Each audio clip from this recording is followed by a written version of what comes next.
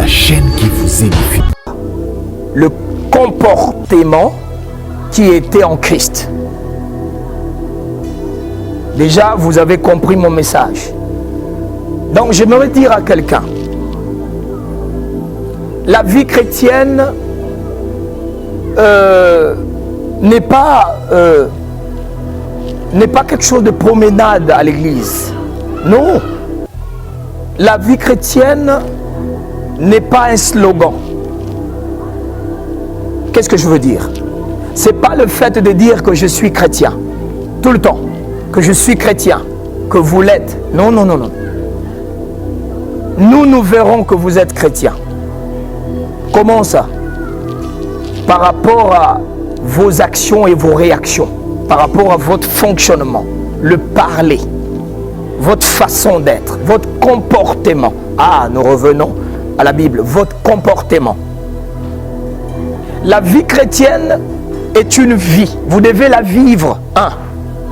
Et deuxièmement, la vie chrétienne est comportementale. Je reprends, je commence par la vie. C'est une vie. Écoutez, il n'y a personne qui peut prêcher comme Dieu. Dieu a tout prêché. D'ailleurs, quand il est venu sur la terre, il a fait de la nature son temple préféré. Voyez-vous? De la même manière qu'une mère donne naissance à un bébé, c'est comme cela que la vie chrétienne commence. Nous devons vivre, vous devez vivre cela. Je reprends et je martèle que la vie chrétienne est une vie, vous devez la vivre. Et deuxièmement, la vie chrétienne est comportementale. Alors, il y a un souci. Quand vous sillonnez dans beaucoup d'églises, j'aime l'équilibre, je ne dis pas toutes les églises, mais la plupart. Quand vous sillonnez dans beaucoup d'églises, ouvrez grand vos yeux, regardez. Est-ce que réellement ce que vous trouvez là, ce sont des chrétiens? Point d'interrogation. Beaucoup ne comprennent pas le fait d'être appelé chrétien. D'autres pensent que c'est un simple titre. Oui. C'est là où il y a difficulté. Je comprends. Il y a chrétien et chrétien. Il y a chrétien par simple appellation, par connotation. Dieu résiste aux orgueilleux. Vous savez pourquoi nous avons supporté l'orgueil? Tant que nous manifestons l'orgueil, nous avons souvenir à l'olendo à Satan à l'école. Vous serez rejeté si facilement. C'est ça, il faudrait être humble. Soyez basala nzambe ebele en fait, je ne vais pas généraliser, je vais être équilibré. Soyez basala nzambe ebele va comprendre que être serviteur. HP Media, la chaîne qui vous édifie. HP Media, la chaîne qui vous édifie. Vous êtes et voulez-vous investir à Kinshasa? Voulez-vous réjouir de vos business? L'opportunité à ne pas rater. Toronto City VIP à Maluku. Un des meilleurs endroits pour résider ou implanter votre business. À quelques minutes du fleuve Congo, le fleuve de nos ancêtres. Juste en face de la zone économique si spéciale qui est le quartier commercial et industriel de Maluku. Waouh!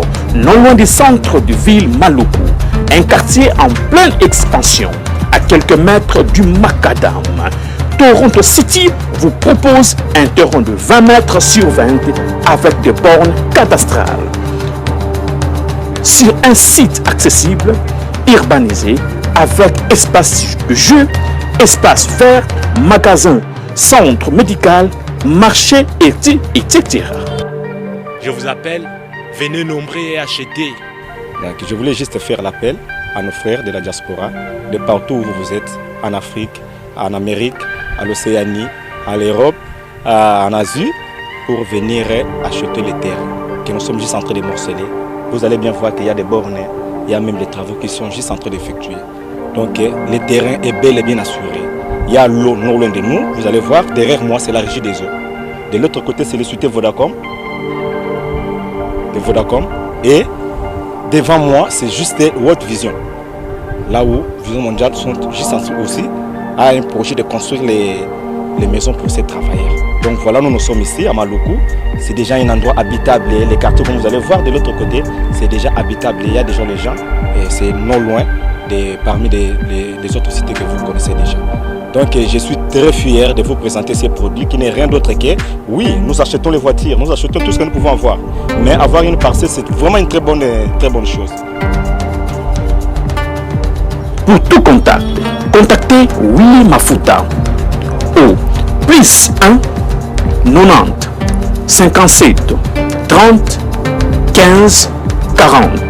Toronto City, waouh, les 4 qui nous réservent l'avenir de demain. Vive le Congo, vive Kinshasa. HP Media, la chaîne qui vous édifie. Salut à nos frères bien-aimés, nos sœurs, papa et maman,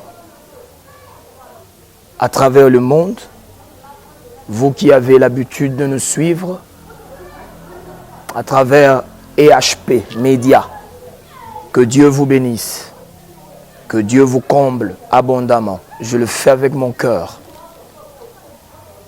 Nous avons un sujet, Otolinto partagé Pelelo.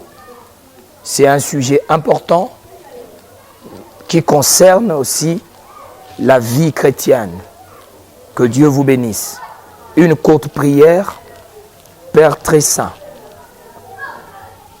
il est écrit, la révélation de ta parole est claire et donne de l'intelligence.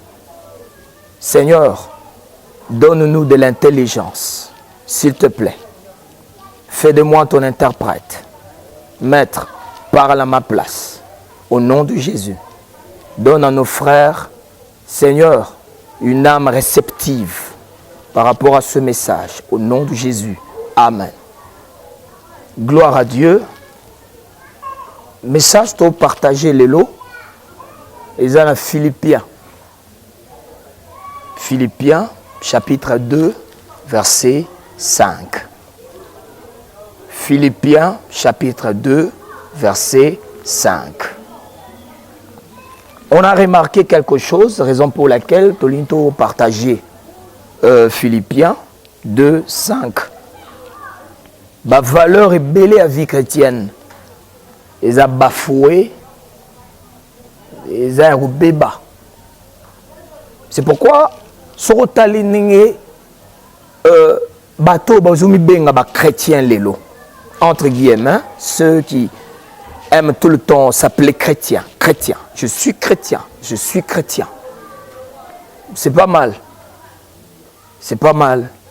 Mais, sur le tali, on s'est posé ma question par rapport à leur fonctionnement, par rapport à leurs actions et réactions. On a tout dans ma question. Et c'est réellement, ce sont des chrétiens? Est-ce que c'est Christ? Point d'interrogation. Alors, il y a un autre CPLITOS à Philippiens 2, 5. La Bible dit, ayez en vous le sentiment qui était en qui? En Christ. Permettez que je reprenne. Ayez en vous le sentiment qui était en Jésus-Christ. Parole du Seigneur. Sotangi, texto très bien. On remarquait que l'auteur a présenté Bissot deux grandes et bonnes qualités au Maître Jésus a manifesté lorsqu'il a exercé le ministère Nina Mabele. Deux bonnes et grandes qualités. Sans tarder, je vais déjà citer, la première qualité est celle-ci. Le Christ était altruiste. Le Christ était altruiste. C'était la première qualité. Cela veut dire il avait un esprit de partage. Et deuxièmement, le Christ était humble. C'est autant de texte ou bien. Comprendre que l'auteur a présenté biso l'humilité. Il y a Christ, il était humble. On nous démontre comment est-ce qu'il est, il est sorti de la gloire éternelle. On parle de Christ dans ce texte. Abîmer la gloire éternelle, c'est pas facile. Lui qui était Dieu, il accepte un moment que sa tunique glorieuse lui soit ôtée. Un moment. Andimi. Et puis tant que l'on a tunique de gloire, qu'est-ce qui s'est passé? C'est pas fini. Il a pris la forme humaine. Ça c'est, je rappelle que c'est de l'humiliation pour le maître. Il était Dieu, il accepte de prendre la forme humaine. Akitina, c'est de l'humiliation. Quelle humilité. Voilà pourquoi les Écritures nous rapportent. Parce qu'il s'est humilié. Ah, j'aime ça. Il s'est humilié. Dieu l'a élevé souverainement. Voyez? Il a reçu un nom qui est élevé souverainement au-dessus de tout le nom. Le nom là que la Bible mentionne, ce n'est pas un nom propre. Dans son vrai contexte, c'est la renommée. Alléluia. C'est la renommée, la célébrité, la grandeur. C'est ça. Je rendrai ton nom grand. Donc, en d'autres termes, je te rendrai célèbre. Tu auras la renommée. Donc, au coma grand, c'est ça. Mais le Christ a joui position en a, c'est par rapport à l'humilité. C'est par là que je donne une leçon à quelqu'un. L'adversaire des orgueilleux, vous avez la réponse, c'est lui-même Dieu. Dieu résiste aux orgueilleux. Vous savez pourquoi nous avons supporté l'orgueil? Tant que nous manifestons l'orgueil, nous avons souvenir à l'olendo à Satan à l'écolo. Vous serez rejeté si facilement. C'est ça, il faudrait être humble. Soyez basala nzambe ebele en fait, je ne vais pas généraliser, je vais être équilibré. Soyez basala nzambe ebele va comprendre que être serviteur, c'est pas question comme ça orgueilleux. Au moins on salé comme bien. Parce qu'en grec c'est doulos, qui veut dire tout simplement esclave de Dieu, esclave de Christ. C'est simple. On n'est pas extraordinaire, on est simple esclave. Bandego salam sana humilité. Vous avez l'autre, vous avez nos esclaves. Or, ce qui ministère il y a Jésus. Et le bagui bâtir l'église. Le Christ allait avoir une grande église, la plus grande église du monde entier. Mais humble qu'il était, hein? Frère, toute la plénitude de la divinité habitait son corps. Dieu dans la chair, mais il habitait parmi les hommes, il était simple. Quelle humilité. Place où on est boninaye. Je crois que quelqu'un comprend. J'aime un ami, apôtre, il a toujours, c'est un prophète, pardon, il a toujours dit, le Christ a servi Dieu dans l'humanité. Et il a aussi servi Dieu dans la divinité. C'est une grande vérité. Il a guéri les malades, les paralyptiques, les aveugles, il a ressuscité les morts, mais ce n'est pas fini. Ça, c'est la partie divine. Mais il a aussi nourri les affamés. Il y a un ministère à Jésus, et le ministère excellent.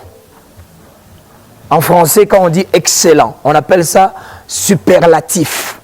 Donc cela veut dire ce qui est plus bon. Et ça à Jésus. Que Dieu soit loué. Mais dans le passage n'a pas sûr. Et là où intéressant est verset 5. Nous venons de lire, la Bible dit, ayez en vous les sentiments qui étaient en Christ. Bien sûr, les sentiments de l'humilité. Mais je vais encore avancer. Déjà, là où vous nous suivez, vous serez d'accord avec moi que la Bible n'a pas été écrite en français. La Bible a été écrite en 3 langues. hébreu, grec et une petite partie en araméen. Il est conseillé, pour une bonne interprétation, il faudrait être régénéré, avoir le Saint-Esprit pour avoir la lumière de l'Esprit, oui, mais il faudrait aussi recourir aux langues, parce que ça n'a pas de langue, la Bible est comme là. Alors la Bible a subi multiples traductions. Vous maîtrisez cela, c'est juste un rappel. La Bible a subi multiples traductions. Pour le longwana grec, na hébreu, et comme la Bible en français, et sa traduction et perd de ma valeur révélée. C'est pourquoi c'est important.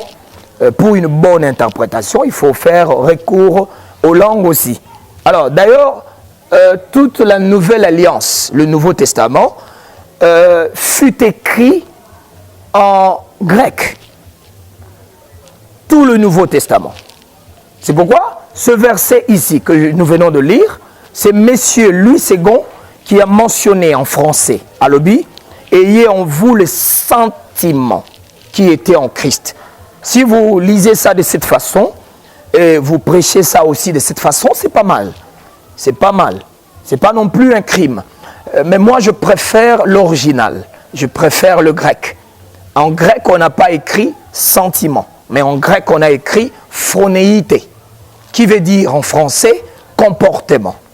Alors, s'il vous plaît, remplaçons sentiment par comportement. Ayez en vous quoi? Le comportement qui était en Christ. Déjà, vous avez compris mon message. Donc, j'aimerais dire à quelqu'un, la vie chrétienne n'est pas quelque chose de promenade à l'église. Non. La vie chrétienne n'est pas un slogan. Qu'est-ce que je veux dire? Ce n'est pas le fait de dire que je suis chrétien, tout le temps, que je suis chrétien, que vous l'êtes. Non, non, non, non. Nous verrons que vous êtes chrétien. Comment ça? Par rapport à vos actions et vos réactions, par rapport à votre fonctionnement, le parler, votre façon d'être, votre comportement. Ah, nous revenons à la Bible, votre comportement. La vie chrétienne est une vie. Vous devez la vivre, un.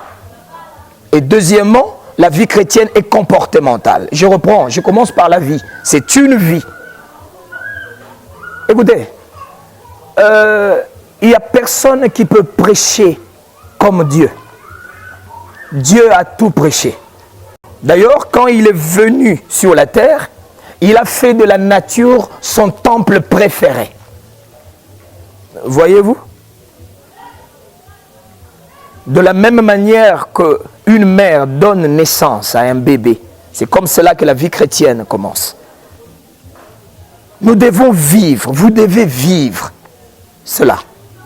Je reprends et je martèle que la vie chrétienne est une vie, vous devez la vivre. Et deuxièmement, la vie chrétienne est comportementale.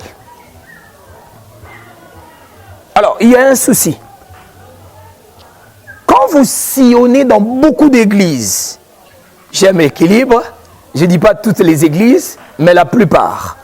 Quand vous sillonnez dans beaucoup d'églises, ouvrez grand vos yeux, regardez. Est-ce que réellement ce que vous trouvez là, ce sont des chrétiens? Point d'interrogation. Beaucoup ne comprennent pas le fait d'être appelé chrétien. D'autres pensent que c'est un simple titre. Oui. C'est là où il y a difficulté. Je comprends. Il y a chrétien et chrétien. Il y a chrétien par simple appellation, par connotation. Mais il y a aussi chrétien. C'est-à-dire, le vrai chrétien, ce n'est pas le chrétien par appellation simplement, mais n'ayant pas la vie de Christ coulant en eux, mais c'est un chrétien qui a réellement expérimenté la nouvelle naissance. Il est régénéré. Il a réellement donné son cœur à Christ. C'est ça le chrétien. J'avance. Pour la première fois, lorsqu'on a appelé les disciples chrétiens, vous le savez, c'était en Antioche. D'ailleurs, on les appelait chrétiens pour des raisons. Premièrement, pour se moquer d'eux. On s'est moqué de ceux qui suivaient le Christ par les Romains. Et deuxièmement, on les a appelés chrétiens pour les identifier. Vous devez retenir que le Christ n'a jamais appelé ses disciples chrétiens, nulle part. C'est une appellation humaine, je le dis, mais chrétien a une signification.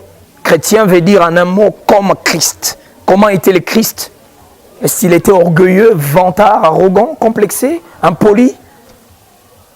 Ainsi de suite. Non, il était le contraire de tout ce que je viens de citer. Aujourd'hui, on a des chrétiens. Un chrétien qui prophétise, on vous dit que c'est un chrétien qui prêche, mais un chrétien hautain, un chrétien orgueilleux, un chrétien vantard, un chrétien complexé, un chrétien impudique, un chrétien qui s'est fait sodomiser, un chrétien, ainsi de suite.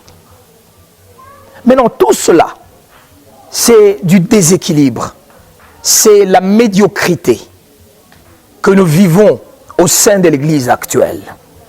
Qu'est-ce qui en est l'auteur, pour aller vite? Qu'est-ce qui en est l'auteur? Parce qu'aujourd'hui, on n'a pas une bonne qualité de fidèles à l'Église aujourd'hui.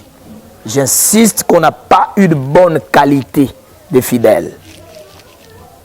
Je ne parle pas d'un simple religieux.